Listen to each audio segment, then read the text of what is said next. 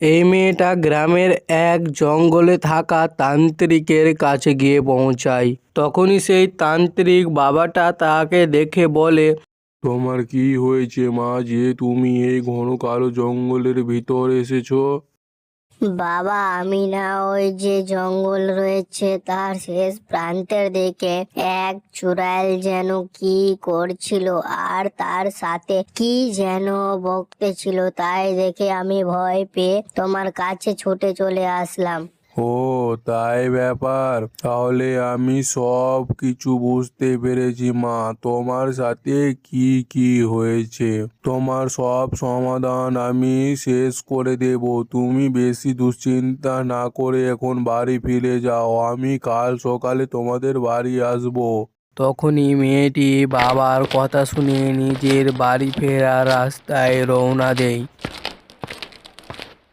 সেই থেকে পরের দিন সকালবেলা হয়ে যায়। তখনই সকালবেলা সেই বাবাকে গ্রামের দিকে রওনা দিতে দেখতে পাওয়া যায়। উনি হাঁটতে হাঁটতে সেই মেয়েটির বাড়ি গিয়ে পৌঁছায়। তখনই উনি দেখেন সেই মেয়েটি এবং তার বাবা মা ওনার জন্য দাঁড়িয়ে অপেক্ষা করছিল।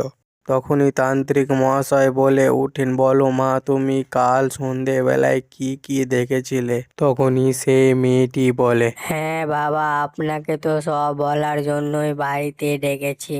বলছি, তবে শোনো বাবা, আমি ওই জঙ্গলের শেষ প্রান্তের দিকে যে চুড়াইলটা দেখেছিলাম সে বসে কান্না করছিল, আর সে নিজে নিজেই কেন জানি না কি কি করছিল, কিছু বোঝা যাচ্ছিল না। তাই আমি ভয় পেয়ে তোমার কাছে গেলাম। আচ্ছা মা, তাহলে আমি তোমাকে সব কথা বলছি, শোনো। সে আগে আমাদের মতনই এক সাধারণ মানুষ ছিল। তার স্বামী মদ খেয়ে এসে তাকে বাড়িতে মারধর করতো, ঠিক মতো খাবার দিত না। হঠাৎ তার স্বামী একদিন মারধর করতে করতে সে একদিন মারা যায়। কিন্তু তার স্বামী ভাবে যে ও এমনি কিছু হয়নি। সে আবার ভিতরে চলে যায়। সেই থেকে সে ওই জঙ্গলে বসে মাঝে মাঝে কান্না করতে থাকে আর চিৎকার করে। তবে তুমি বেশি দুশ্চিন্তায় পড়ো না যেন মা, সে এখনো পর্যন্ত কোনো মানুষ জাতির ক্ষতি করেনি। তবে সে এই চুড়াইল রূপ থেকে মুক্তি পেতে পারে যদি তার স্বামী তার জন্য সৎ কাজটা সম্পূর্ণ করে।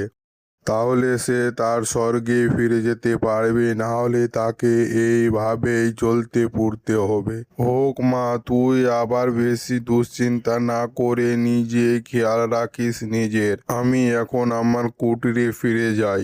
এ কথা বলে বাবা তার নিজের কুটিরে ফিরে চলে গেলেন।